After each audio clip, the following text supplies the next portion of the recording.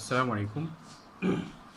हम छठे रूल तक पढ़ चुके थे और हमने नंबर ऑफ़ इलेक्ट्रॉन्स लॉस्ट 6 और नंबर ऑफ़ इलेक्ट्रॉन्स गेन्ड 6 बराबर कर दिए थे। किस तरह?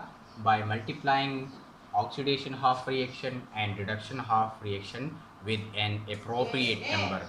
ऑक्सीडेशन हाफ रिएक्शन को और रिडक्शन हाफ रिएक्शन को हमने एक मुनासिब नंबर से मल्टीप्लाई किया। क्यों किया? ताकि लॉस्ट इलेक्ट्रॉन्स और गेन्ड इलेक्ट्रॉन्स की तादाद बराबर हो जाए, जो इस तरीके की बुनियाद है, बेस है।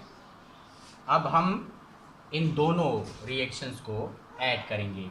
किनको? C and D। तो C और D को ऐड करते हैं। इन C और D को दोबारा लिख देते हैं।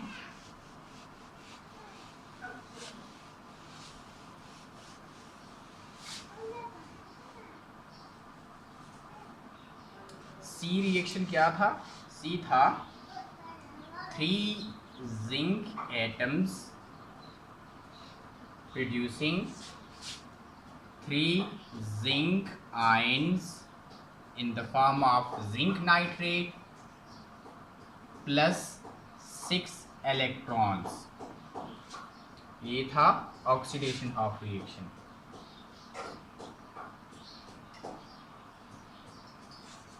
And D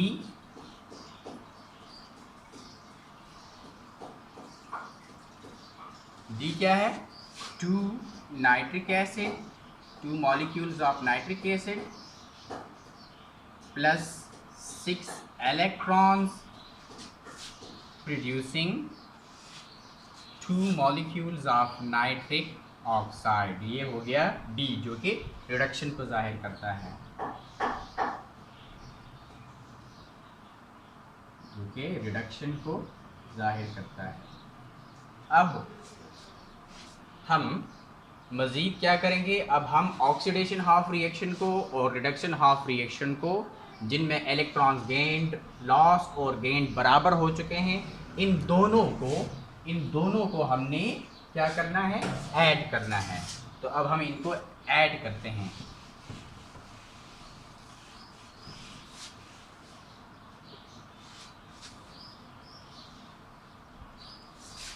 three zinc atoms, तो क्या आ गया?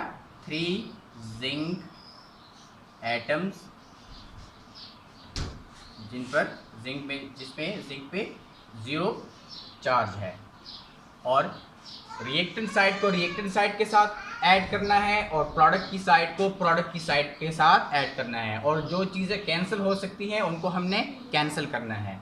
तो जिंक रिएक्टेड में तो 3 जिंक, नाइट्रिक एसिड भी रिएक्टेड साइड पर है तो plus 2 molecules of nitric acid producing, यहाँ पर 6 इलेक्ट्रॉन्स लॉस हुए हैं और यहाँ पर 6 इलेक्ट्रॉन्स गेंड हुए हैं। अगर हम इन 6 इलेक्ट्रॉन्स को उस साइड पर डालेंगे तो ये -6 इलेक्ट्रॉन्स होंगे, तो 6 इलेक्ट्रॉन्स के साथ कैंसिल हो गए। प्रोडक्ट साइड में जो 6 इलेक्ट्रॉन थे ऑक्सीडेशन हाफ रिएक्शन में, वो रिडक्शन हाफ रिएक्शन में रिएक्टर साइड के जो 6 इलेक्ट्रॉन थे उनके साथ कैंसिल हो गए। तो 6 इलेक्ट्रॉन के साथ कैंसिल हो गए, तो इनको हमने लिखना नहीं है। अब यहाँ पर प्रोडक्ट साइड में क्या है? 3 zinc ions,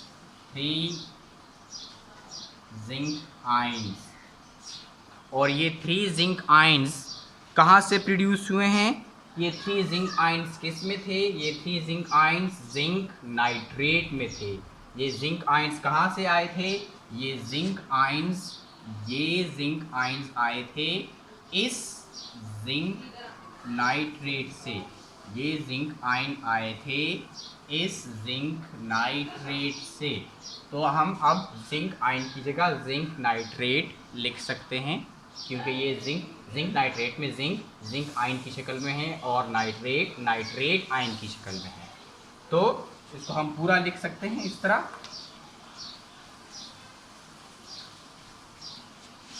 zinc nitrate product side में जिंक आयन की जगह जिंक नाइट्रेट क्यों लिखा, क्योंकि जिंक आयन आया था जिंक नाइट्रेट से, प्लस 2 मॉलिक्यूल्स ऑफ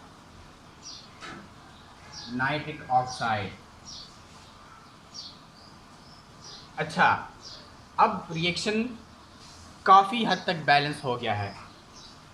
कैसे? यहाँ पर 3 जिंक, यहाँ पर भी 3 जिंक एटम्स, यहाँ 2 नाइट्रोजन, यहाँ पर नाइट्रोजन कितने हैं? 2 नाइट्रोजन हैं। और यहाँ पर कितने नाइट्रोजन हैं? यहाँ पर जिंक नाइट्रेट में NO3 ट्वाइस, तो यहाँ पर 2 नाइट्रोजन ये हैं। अब ये 2, क्योंकि होल ट्वाइस है तो ये इससे ये 2 नाइट्रोजन के लिए भी है और ये 2 ऑक्सीजन के लिए भी है। नाइट्रोजन 2 हो गए तो ऑक्सीजन 3 मल्टीप्लाइड बाई 2, ऑक्सीजन 6 हो गए। तो यहाँ पर नाइट्रोजन 2 हो गए, ये 2 मल्टीप्लाई होगा यहाँ कोएफिशिएंट के साथ, तो 1 nitrogen multiplied by 2, 2 nitrogen, 2 multiplied by 3, 6 nitrogen. तो ये नाइट्रोजन यहाँ पे 6 और 2 नाइट्रोजन यहाँ पर, तो 6 नाइट्रोजन यहाँ पे और 2 नाइट्रोजन यहाँ पे, तो यहाँ पर नाइट्रोजन कितने हो गए? यहाँ पर नाइट्रोजन 8 हो गए। और यहाँ पर नाइट्रोजन कितने हैं? यहाँ पर नाइट्रोजन सिर्फ 2 हैं। और यहाँ पर oxygen, 3 oxygen multiplied by 2, 3 2s are 6 oxygen. Oxygen यहाँ पर कितने हैं? 6। यहाँ पर कितने ऑक्सीजन हैं? ये 3 2 से मल्टीप्लाई करेगा तो 3 2s आर 6, 6 आ गया। ये कोएफिशिएंट के साथ मल्टीप्लाई होगा, 6 3s आर 18, 18 ऑक्सीजन और 2 ऑक्सीजन यहाँ है, तो 18 18 प्लस 2 20, तो यहाँ पर ऑक्सीजन 20 है। यानी इससे ये बात सामने आई कि अभी भी ये रिएक्शन काफ़ी हद तक बैलेंस नहीं है। तो जितना हम ऑक्सीडेशन नंबर मेथड की मदद से बैलेंस कर सकते थे वो हम कर चुके। अब मज़ीद हम कैसे बैलेंस करेंगे? अब हम मज़ीद इस रिएक्शन को इंस्पेक्शन मेथड के ज़रिए, मज़ीद हम इस रिएक्शन को इंस्पेक्शन मेथड के ज़रिए बैलेंस करेंगे, जो का आपने मैट्रिक में पढ़ा है, 9th और 10th में आप पढ़ चुके हैं, उस जिसको आप मुख्तलिफ नंबर्स लगाते हैं अपने आप से, होल नंबर्स, उसके ज़रिए आपने रिएक्शन को बैलेंस करना होता है, जिसको हम इंस्पेक्शन मेथड कहते हैं, यानी मुआयने का तरीक़ा,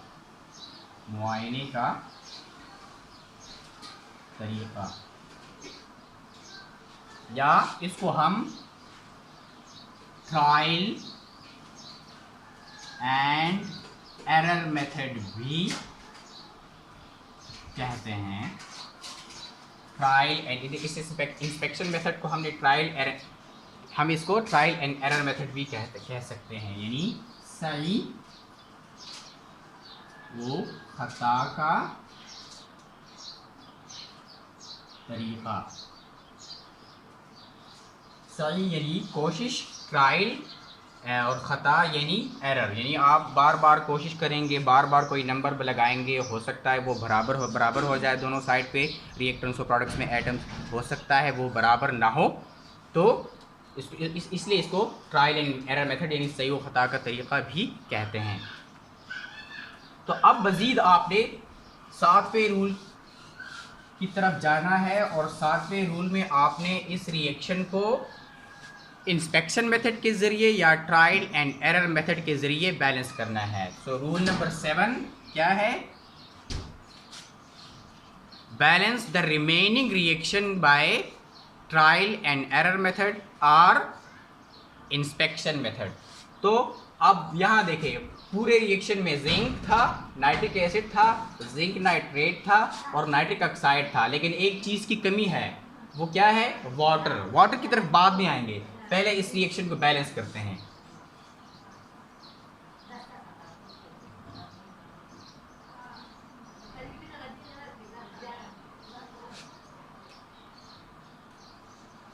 यहाँ पर कितने नाइट्रेट थे?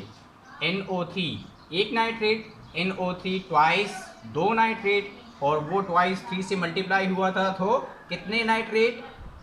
6 नाइट्रेट। या इसको आप इस तरह कर दें कि यहाँ पर नाइट्रोजन, जिंक तो 3 थे यहाँ भी और यहाँ भी, जिंक तो बराबर है, मसला अब किसका है? नाइट्रोजन का। यहाँ पर कितने नाइट्रोजन हैं? यहाँ पर 2, क्योंकि इस ब्रैकेट के बाहर 2 है, तो इसका मतलब ये है कि नाइट्रोजन 2 है। तो नाइट्रोजन 2 है और ये 2 कोएफिशिएंट के साथ मल्टीप्लाई होगा, तो 2 3 आर 6, नाइट्रोजन 6 हो गए। 6 नाइट्रोजन ये हो गए और 2 नाइट्रोजन ये हैं, तो 6 + 2 8 नाइट्रोजन। तो यहाँ पर नाइट्रोजन 8 हैं और यहाँ पर नाइट्रोजन कितने हैं? यहाँ पर नाइट्रोजन 2 हैं। तो आपने क्या करना है?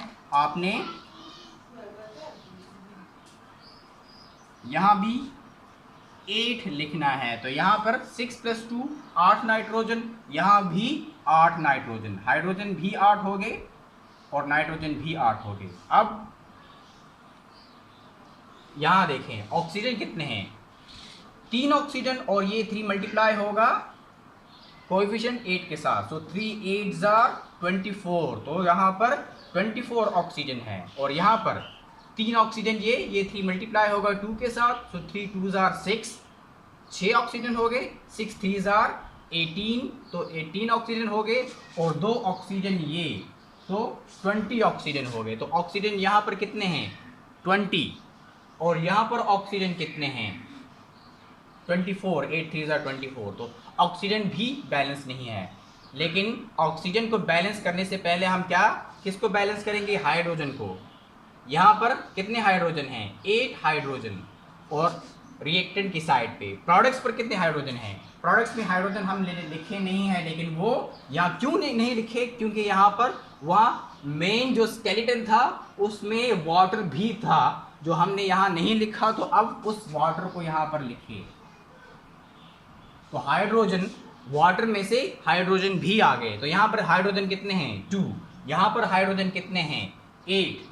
तो यहाँ पर हाइड्रोजन 8 हैं, यहाँ पर हाइड्रोजन 2 है। तो 2 से 8 कैसे बनेगा? इसको आप 4 से मल्टीप्लाई कर दें, 2 4 आर 8। तो हाइड्रोजन यहाँ भी 8 हो गए और यहाँ भी हाइड्रोजन 8 हो गए। हाइड्रोजन बैलेंस हो गए, जिंक बैलेंस है, हाइड्रोजन बैलेंस हो गए, नाइट्रोजन 8 नाइट्रोजन यहाँ भी और 6 और 2 8 नाइट्रोजन यहाँ भी, नाइट्रोजन भी बैलेंस हो गए। अब किसकी बारी है? ऑक्सीजन की। कितने ऑक्सीजन यहाँ पे?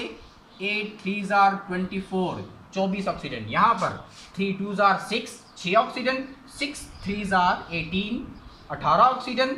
2 ऑक्सीजन यहाँ पे 20 ऑक्सीजन और 4 ऑक्सीजन ये हो गए 24। तो ऑक्सीजन यहाँ भी 24 हो गए, यहाँ भी 24 हो गए, तो पूरा रिएक्शन बैलेंस हो गया।